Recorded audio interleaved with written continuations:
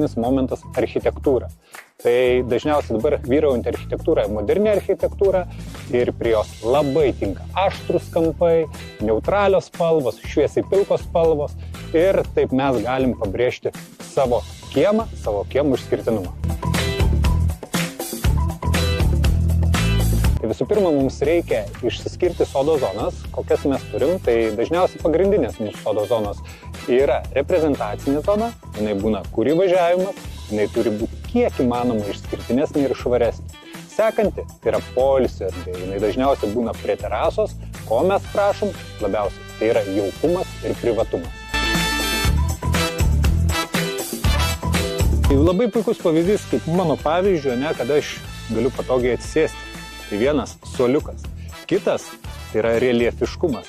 Mums padeda pabrėžti reljefą. Tai ir akmuo gali pabrėžti augalo grožį, taip sukuriant jo natūralumą.